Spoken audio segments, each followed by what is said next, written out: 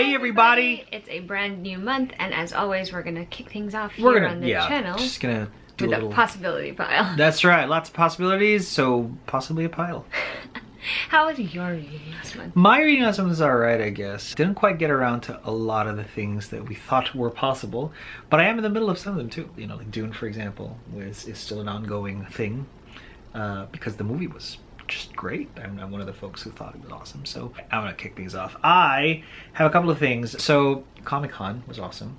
It was. And I went for a day.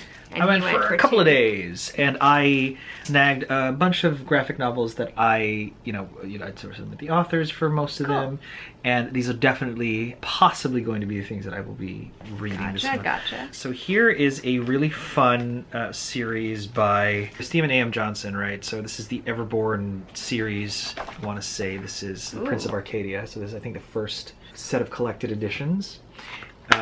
And an Everborn story set, I think, hundreds of years, maybe thousands or whatever in the future, called Ariel's Adventures. And they say that it's kind of like X-Men meets, I feel like anytime Lord of the Rings. And I'm just like, yeah, I'll take the X-Men meets Lord of anything. So there's that. Lord of anything. Black Sands had a booth. It's a small sort of like imprint, well, not that small. I mean, sort of imprint. They're starting to animate their comics. Super, super cool. So Manuel Godoy and David Lenormand, I'm probably butchering that, have several sort of volumes out. I decided to just grab, Ultimate Editions 1 and 2 in hardbound. And I think number 8, which is sort of like a single issue, a couple of things moving up and forward. Give Me a Mask too, which is kind of cool. And lastly, but certainly not leastly, I was able to Holly Rosing and snagged a copy of her Boston Metaphysical Society. That's always just pretty cool. I kind of really dig this. It's just very noirish, kind of like urban fantasy set in kind of like a steampunky kind of, I would assume, Boston. And lastly, but certainly not least, and Alexa has seen me start this, my first foray into visual novels, technically a book. I was able to get a copy of If My Heart Had Wings. So this is a light novel. I was able to snag the limited edition. Very nice. So a story about a dude who goes back to like his hometown and finds sort of like whatever it was that he was sort of like looking for. So first light novel, visual novel anyway. Alexa and I were sort of really confused with the format because it was like bright and visual, but not enough like things are happening. And then I'm reading the text and it's just like line by line by line and you're clicking forever. And so it's really such a genre of its own, so maybe it just takes some time to get used to, but super fun. Love this. That's my first part. Okay, I'm gonna kick things off by talking about books that I am reading with other people, which is generally how I start my possibility piles these days, because apparently I like commitments. Commitments are fun. The first book I'm going to mention is The Return of the King by J.R.R. Tolkien. This is the final book in the Lord of the Rings trilogy. Very nice, very nice. I will be reading this along with Bethany from Beautifully Bookish Bethany and a whole host of other people. We are doing a live show for the book on November 12th at 8:30 p.m. on Bethany's channel.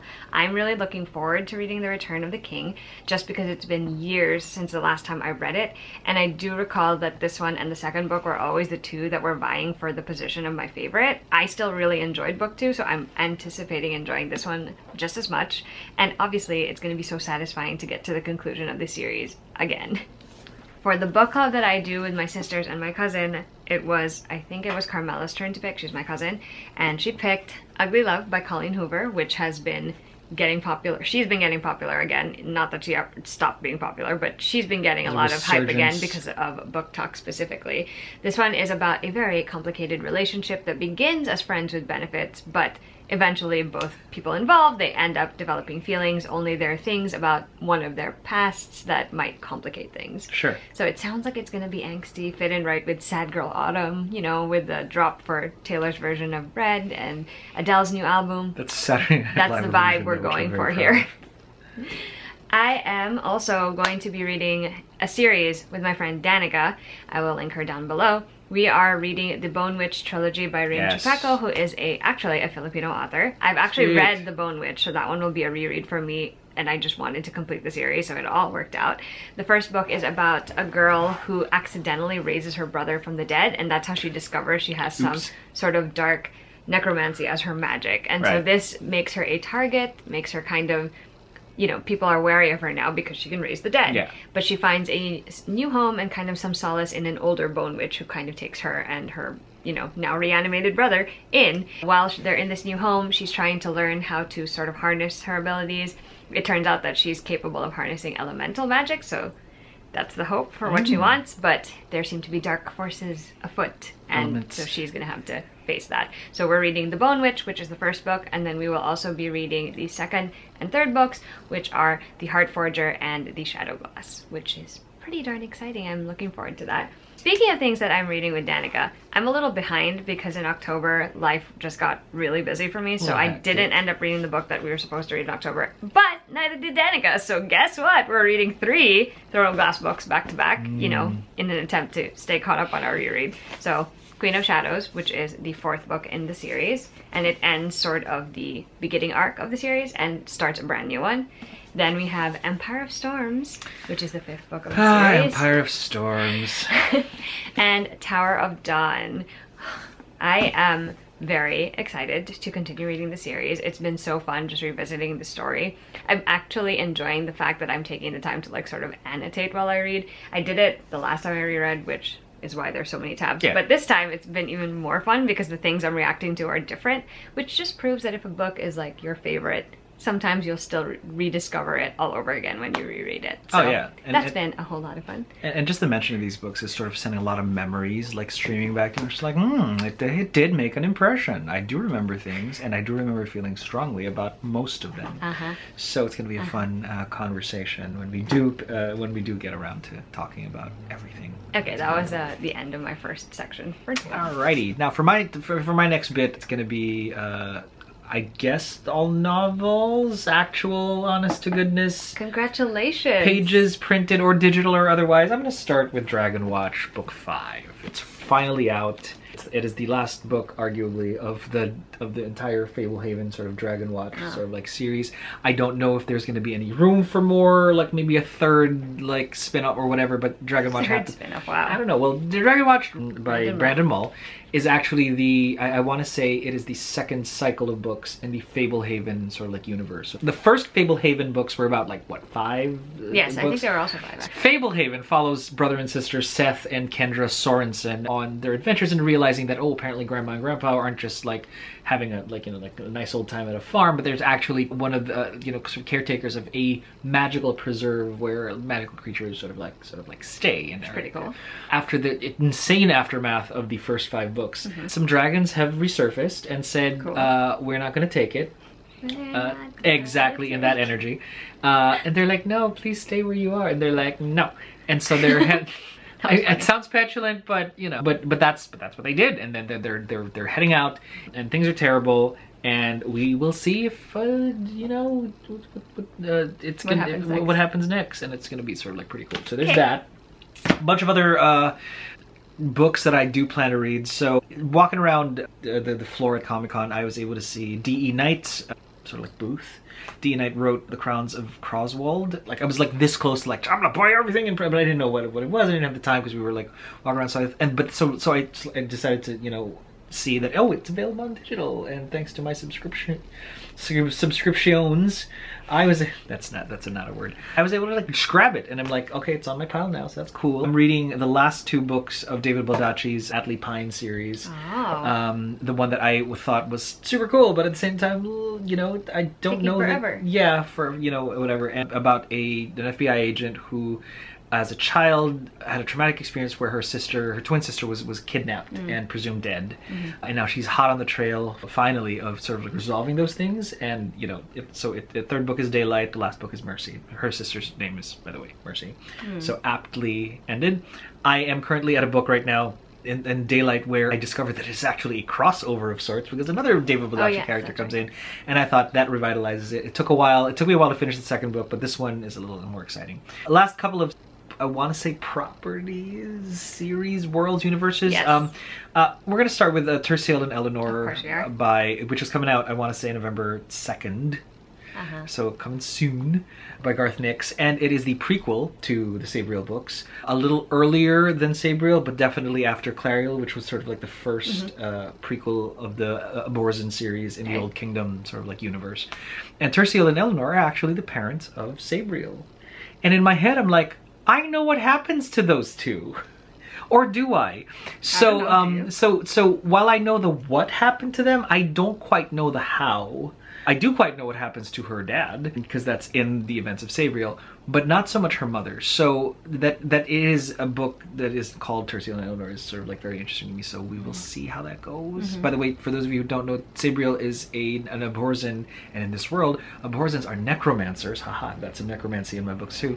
And in this world, necromancers of Sabriel's kind, the Aborzens, actually make sure that the dead stay dead. Yeah. And that is still like, I love that, fresh to this day. Like, and they do so using a series of bells that once rung in a specific pattern will make the dead do specific things, and each bell has a name. It's the dopest thing ever, pretty much. And I have spent a lot of my college days sort of like throwing these books at people. Like me. Right. The most recent of which was my cousin. We went to Australia, home of Garth Nix, and for another cousin's wedding, and I was like, on the way home, you're gonna want this book. And I totally just like slid it randomly to her, grabbed like Sabriel off the show. It's like, and then she's like, I read it, like when we got home to like, you know, whatever. She's like, I read it, was great. So cool. Last but certainly not least, Timothy Zahn is coming out with his third book in the Thrawn series, the Thrawn Ascendancy series. I have not touched any of these books, but the first two are sitting in my pile. I will try to read Chaos Rising Book 1 and Greater Good Book 2, so that I am prepared for The Lesser Evil. In book 3. So and here's this the thing. all sounds like conflicts that Thrawn would be. Right, and you know, and because there's some residual Star Wars hype this year, mostly because of The Mandalorian, and we've got like the really cool anime. I think it was season 2. You know, there's and then rumors that Ahsoka's back, and if Ahsoka's back, maybe Thrawn is who is apparently still canon, is going to make an appearance. Who knows who right now. But this is about him, the only non-human in the Empire that has achieved, Grand Admiral status. And because of his brilliant tactical mind. So that is my sort of like, so that's looking to be a nerdy November for me. That does sound like a nerdy November. Right? That's just it. Like nerdy. That's your new hashtag. Nerdy November / NaNoWriMo, so that's going to be something. Okay, my last couple of books are parts of series that I'm continuing. So this one I'm actually also reading with Danica. I will be reading Blood Witch, which is the third full novel in the Witchland series by Susan Dennard. I know nothing about what this one is about because I actually stopped reading the series after book 2 when that came out for reasons. And the reason being, I feel like I thought book 2 was super jarring. Right. This time around, I'm actually liking it a little bit better, so I'm glad for that. I am curious to see how the story continues in this book. Plus, I mean, we have Aedoan on the cover, and he is my favorite character in the series. So, have to at least give his book, or the book with him on the cover, a shot. Fair share. I have to reread a couple of books in order to read the sequels. So, I'm going to be rereading These Violent Delights. I was supposed to do it in October. Again, life got busy, so it didn't happen. But I have talked about this book a couple of times on this channel. It is set in the 1920s in Shanghai. It is inspired by Romeo and Juliet. It is not a Romeo and Juliet retelling. It is just inspired by the story. In fact, if I were to actually tell you, it's basically what would have happened after Romeo and Juliet in this world.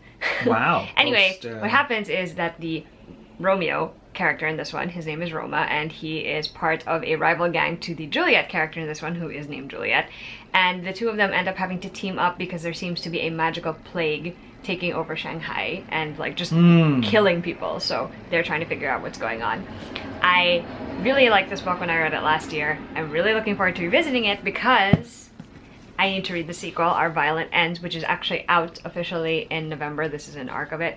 I am curious to see how she decides to wrap certain plot arcs up. There are things that happen at the end of the first book where I'm just like, how are you going to fix it? Yeah. Are you even going to fix it? I was there when all the screaming happened. So I'm very excited to read this. Another book that I plan to reread before I get to the sequel is The Bone Shard Daughter, which is by Andrea Stewart. This is an adult fantasy. It came out last year as well. In this book, we're following multiple perspectives, but the main one is a character who is the heir to an empire, but she sort of has some memory loss.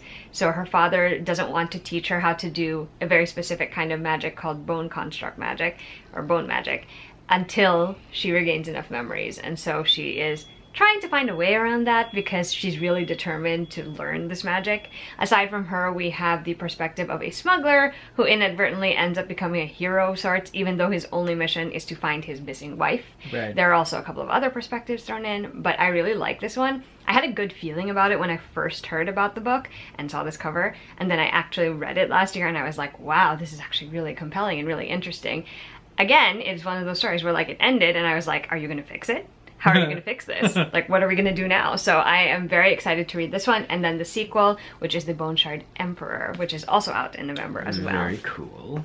And that is my last set of reads. I think we're done with this video. This pile is a pretty hefty, but yeah, but it's a very fantasy-heavy pile for me. This, I know. this one. Actually, for you too. It's a lot of yeah, for sure. It's like, again, a nerdy November beckons. In a very exciting way. In a very exciting, always in an exciting way.